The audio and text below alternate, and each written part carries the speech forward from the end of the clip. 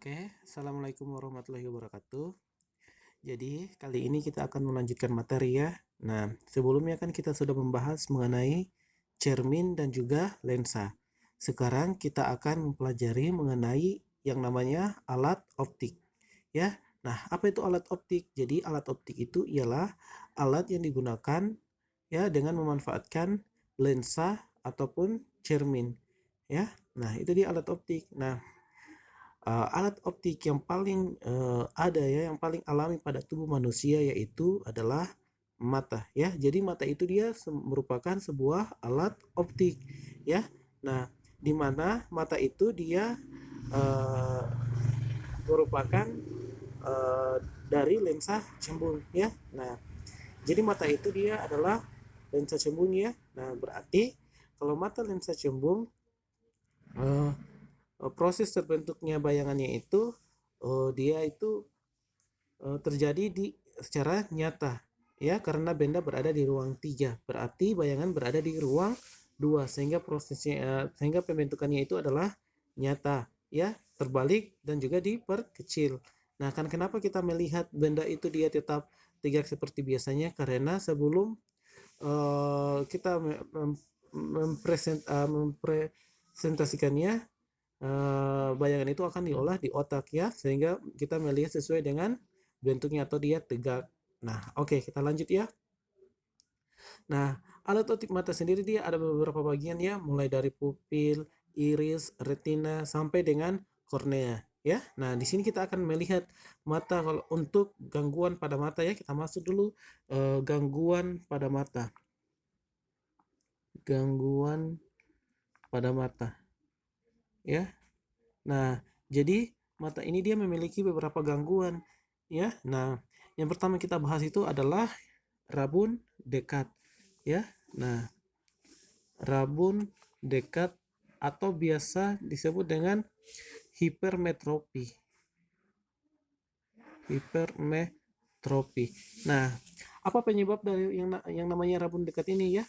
Jadi rabun dekat ini berarti mata manusia itu dia tidak dapat melihat jarak dekat ya. Nah, jadi dia tidak dapat melihat jarak dekat, kurang lebih tidak dapat melihat ya, tidak dapat melihat dengan jelas ya, dengan jelas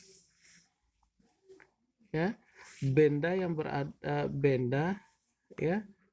yang berada pada jarak kurang lebih 30 cm ya. Itu dia kalau untuk rabun dekat.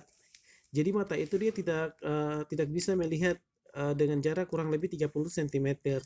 Nah, kemudian pada lensa cembung juga, pada gangguan mata rabun dekat juga itu uh, dia itu dengan kenapa kita tidak bisa dapat melihat dengan jelas, karena bayangan itu dia jatuh di belakang retina ya. Nah, karena bayangan jatuh di belakang retina berarti kita harus menggunakan ya sebuah kacamata pembantu ya. Nah, jadi kacamatanya itu dia harus kacamata lensa cembung ya. Oke ya. Nah, jadi dia kalau kita mau melihat dengan jelas, jadi kita menggunakan kacamata lensa cembung atau lensa positif ya, karena dia mengumpulkan cahaya sehingga bayangan tepat jatuh di belakang retina ya. Jadi itu ya, rabun dekat tidak dapat melihat dengan jelas benda yang berada ya, yang berada kurang lebih 30 cm dari mata ya. Nah, jadi itu dia dari rabun dekat. Kemudian dia itu bayangan jatuh di belakang retina ya, bayangan jatuh di belakang retina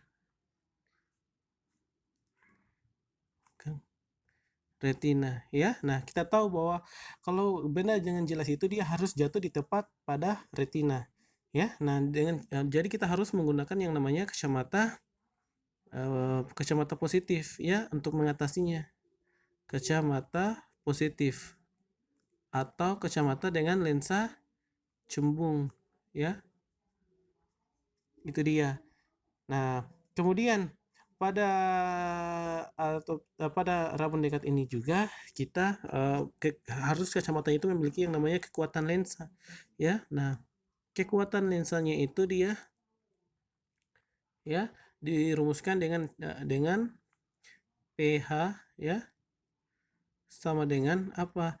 100/S ya kurang dengan 100/pp ya, dimana pH itu kekuatan daya lensa ya, pH adalah daya lensa ya. Nah, S itu dia jarak benda ya, jarak benda ke kacamata.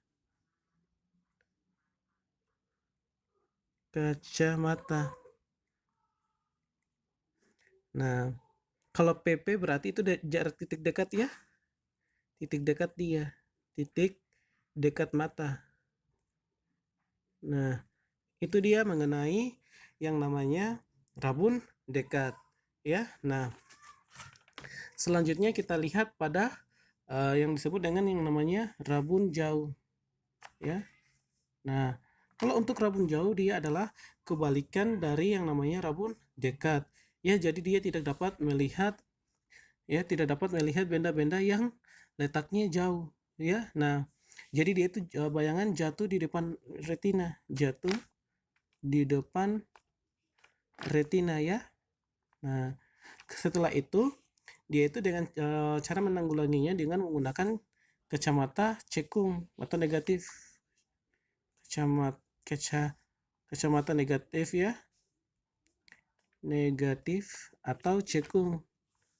Nah, kemudian kalau untuk kekuatan daya lensanya dia adalah PM ya. Nah, sama dengan minus 100/PR. PR itu dia jarak terjauh ya, jarak terjauh mata.